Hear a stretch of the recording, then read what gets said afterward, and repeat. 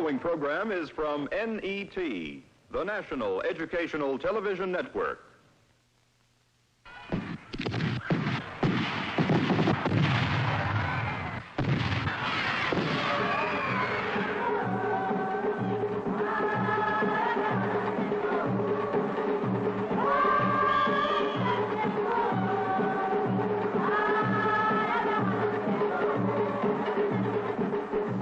Carnival in Brazil. 3 days and 4 nights of national frenzy. Its origins, pagan and Christian. The music and dance, African. In the fusion of white Europe with black Africa, Carnival symbolizes Brazil's reputation as a racial paradise.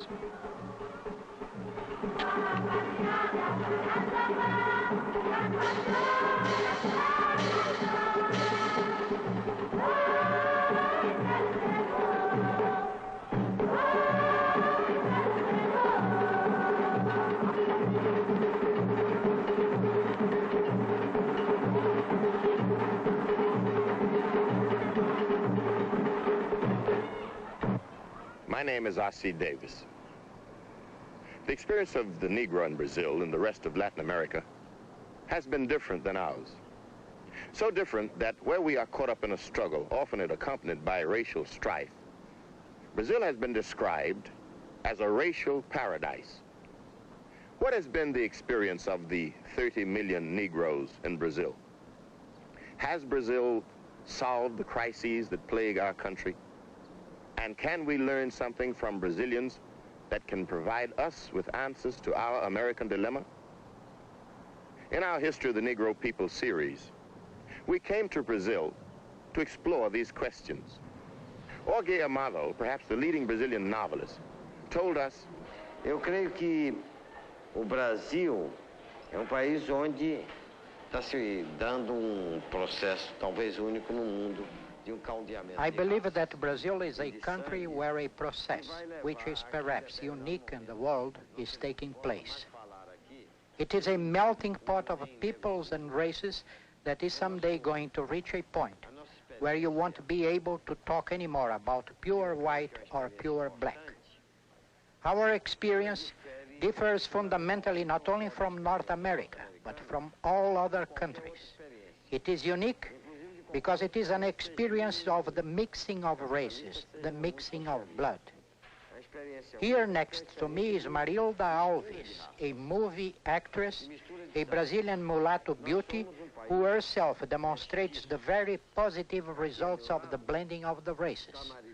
And the reasons for the Brazilian experience lie in our past, our history.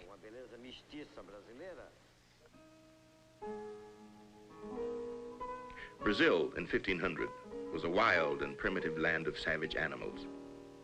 And the cannibalistic Indian, oldest inhabitant of the New World, predating both Portuguese and Negro by more than 1,000 years. In 1500, a Portuguese ship blown off its course arrived in Brazil. Colonists soon followed. Many were adventurers and criminals.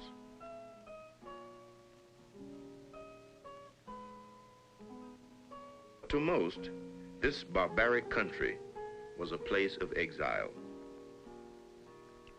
The Portuguese came with no experience in farming and a distaste for work. A Renaissance humanist wrote, "If there are any people more given to laziness than the Portuguese, I do not know where it exists." Slavery seemed a convenient answer.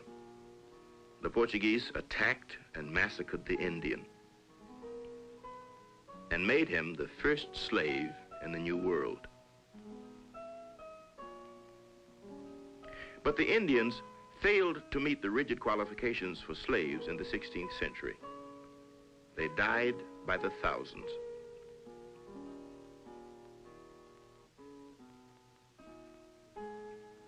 A Spanish friar, Bartolomé de las Casas, gave up his land and slaves and returned to Spain, where he begged the Spanish regent for an end to the enslavement and slaughter of the Indians throughout Latin America.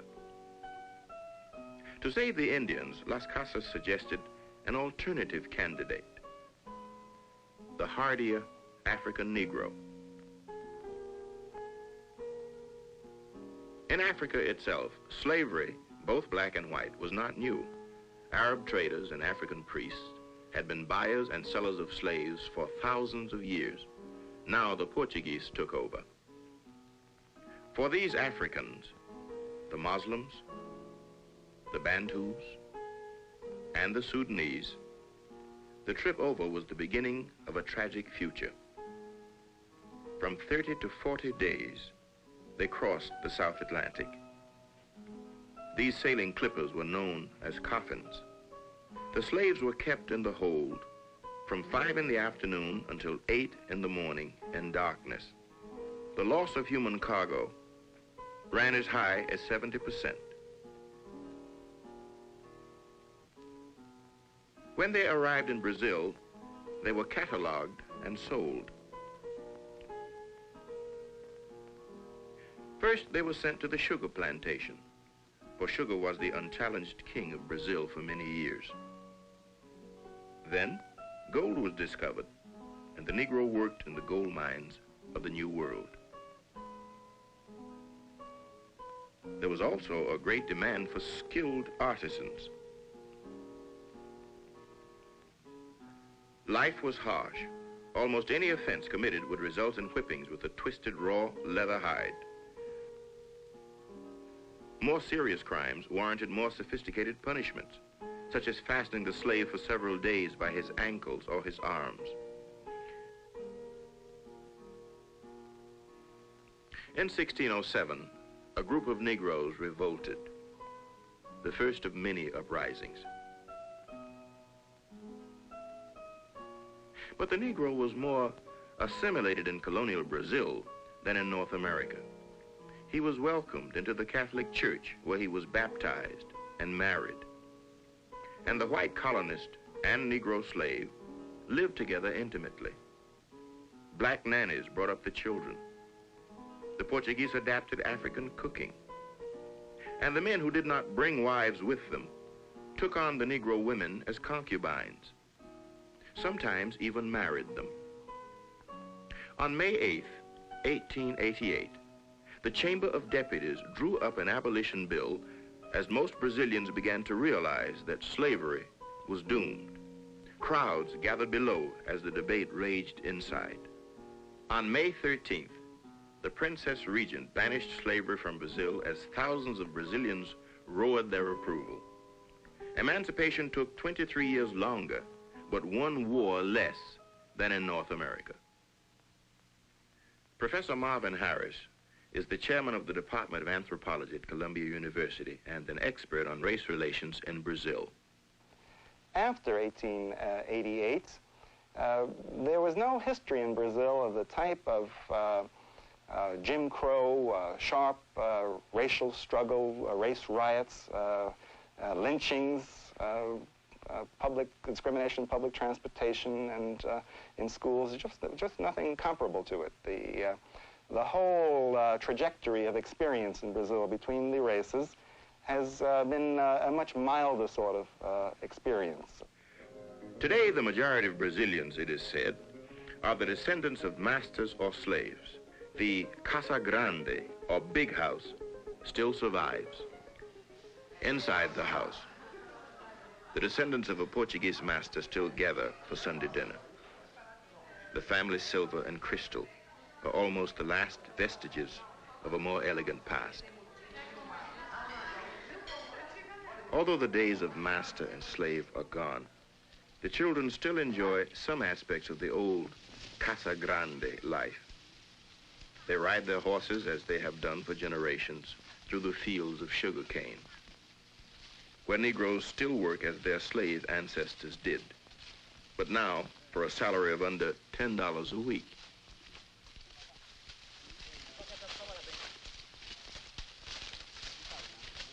These Negroes, like the white family in the Casa Grande, hold on to their old traditions, African traditions.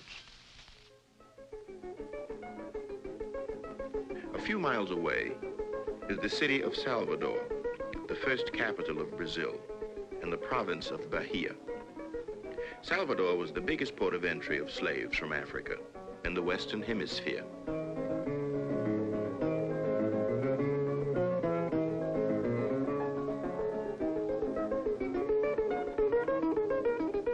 Few people in this city can be sure they're not just a little black. More than 50% of the population is of mixed ancestry. Many whites in Salvador would be classified as mulatto in the United States. Brazilians call Bahia a velha mulata, the old mulatto woman.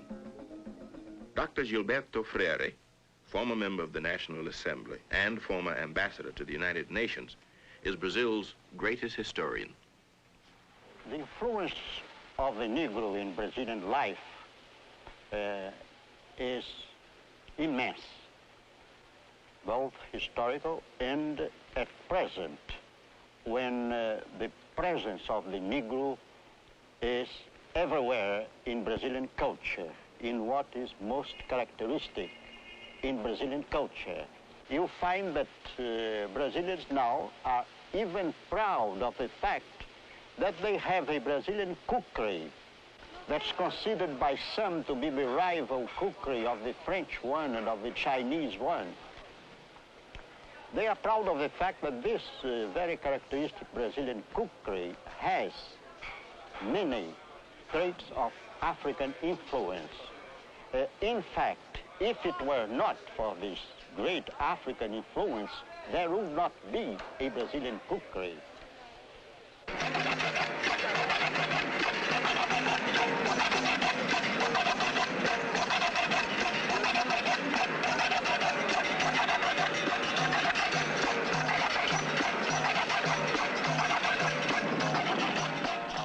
Capoeira, another African tradition. Once a way of fighting between slaves with razors strapped to their ankles, has slowly changed until now it is a ritual dance accompanied by African instruments. The dancers keep in time to the rhythm as they attack each other with hands, feet, and head, just stopping short of landing a blow.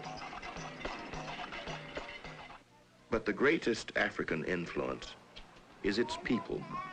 This woman is known simply as Olga. She lives in the slums of Salvador. Many of the people who live in these slums are of mixed blood, and some would even pass for white.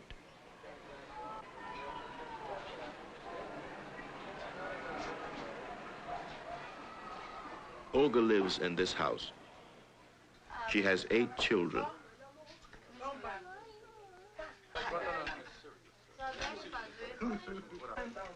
The oldest boy works for the federal government. Laurel, who is 21, is an electrician and mechanic. The other children pick up work wherever they can.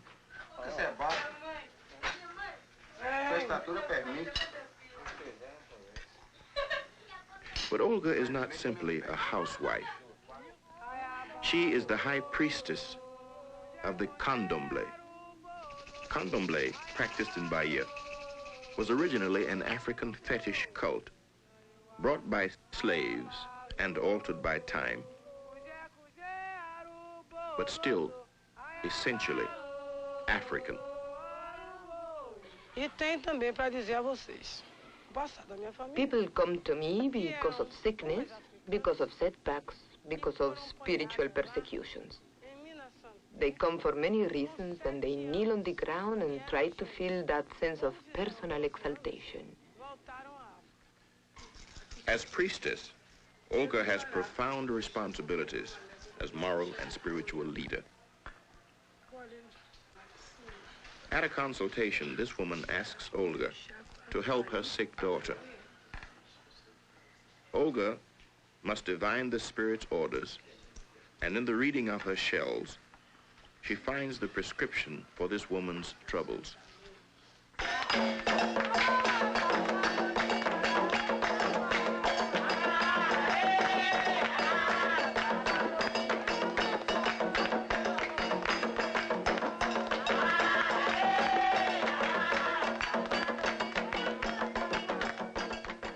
Olga and her followers called Daughters of the Saints, are preparing for the traditional dance of the candomblé.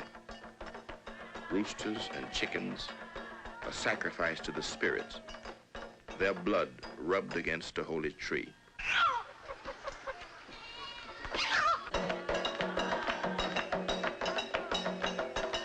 Herbs are gathered, and African songs are sung in the original African tongue, Yoruba. Special foods are prepared to offer the spirits.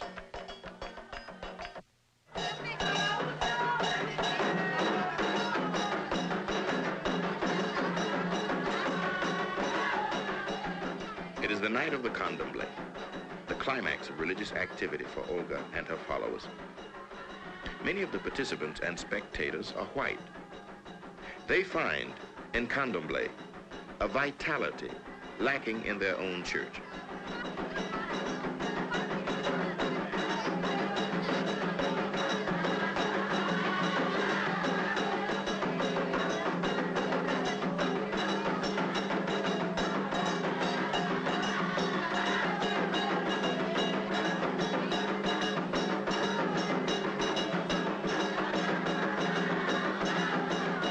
Olga's candomblé is matriarchal. Men participate only as spectators and musicians. Believers are assigned a special saint, similar to those worshipped in many parts of Africa.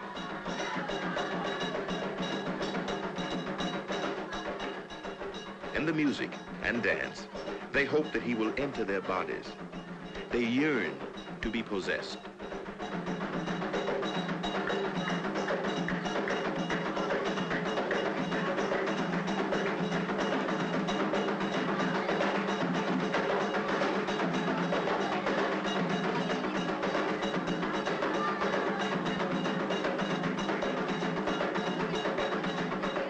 At the time of possession, it is said the saint descends into the head, and through the body, he dances and talks.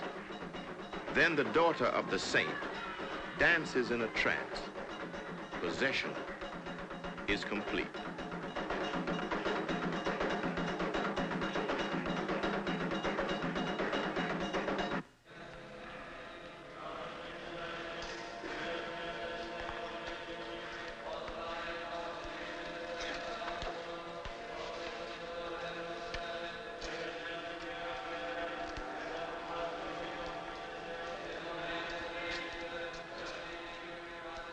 But if Olga is an African priestess, she is also a Catholic.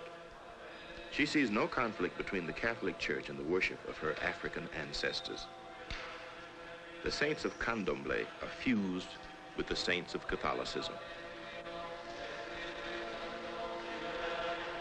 If African tradition is still strong in Brazil, it is also changing.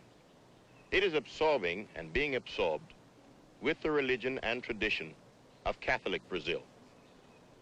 Many of the people who attend its vivid ceremony come as spectators rather than converts, and the younger generation of Negroes is little interested in its values. They are less concerned with their past as Africans and more with their future as Brazilians and as Negroes. Olga's son Laurel prefers soccer to the African capoeira. But though he works and plays with whites, he is fearful about the future.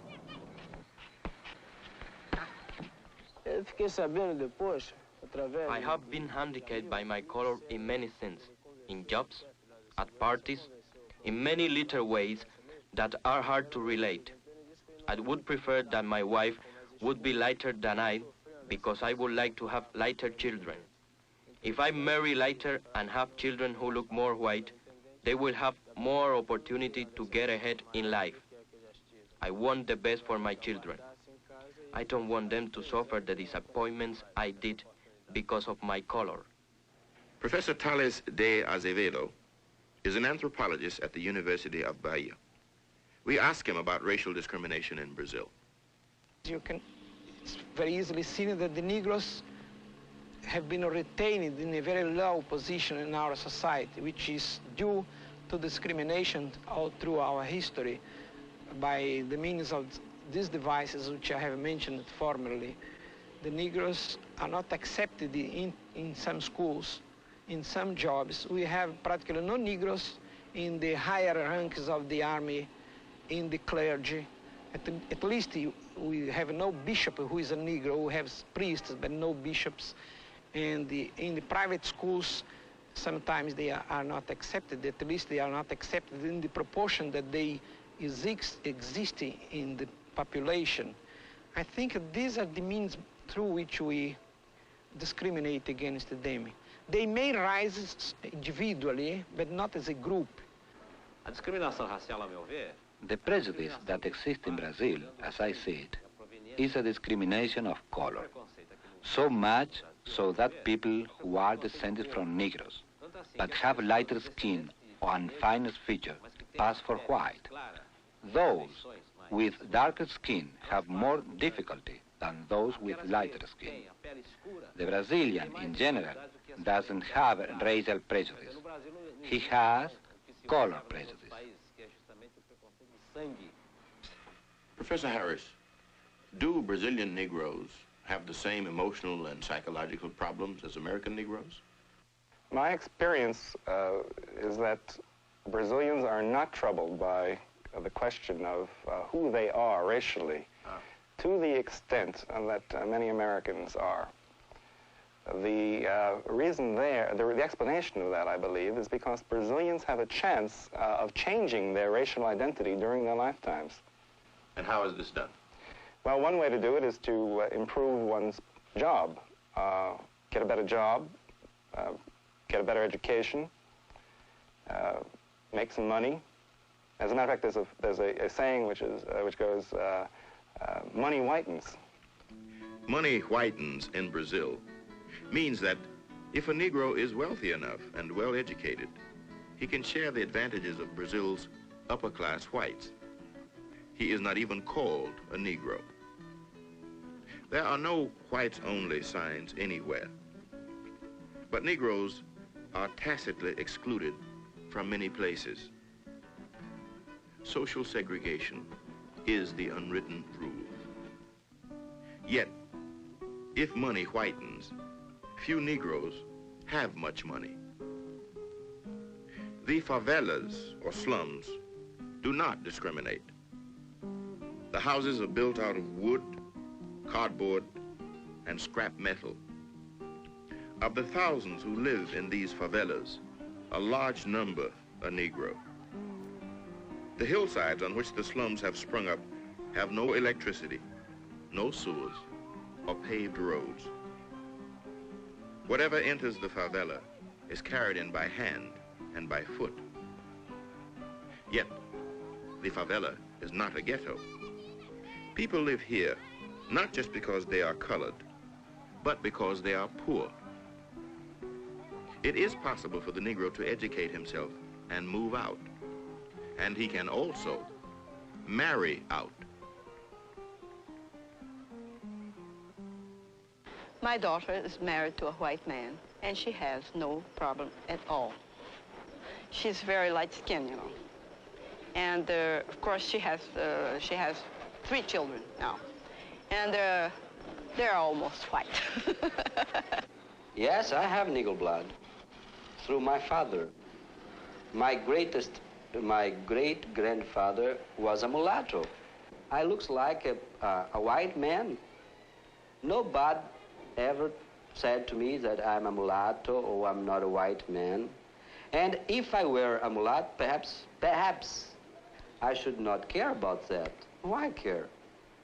As you know, passing in the United States is a shame, is a technique unaccepted and rejected by both parties.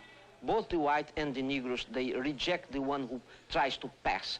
While in Brazil, passing is a common thing.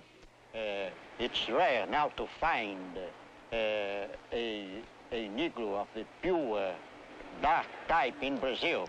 It's possible to find it, but it's very difficult because race mixture has been, miscegenation has been in Brazil, as you know, a process very much generalized. And the result of this is that the different intermediate types of race mixture are numerous in Brazil, and the survivals of pure Negro types very scarce, very rare. We too in the United States have had miscegenation. One has but to take an objective view of the Negro in prominent positions in the leadership of the integration movement here in the United States to realize that many of these people are not, by Brazilian standards, Negro at all. We have a system, however, of reckoning racial identity which does not tolerate any intermediate status. Hence, we are faced here with a choice of being either Negro or white. This is a biologically inappropriate and foolish type of categorization, at least from the point of view of genetics and anthropology. I think it's quite reasonable to predict that if things go on as they have been going on in Brazil for another century or so, we can expect that both whites and Negroes will disappear, and my own feeling on this subject is why not? Because the resulting mixture will take its place among bona fide racial groups of the world. All the racial groups of the world that we know of are mixed groups. There are no pure races. The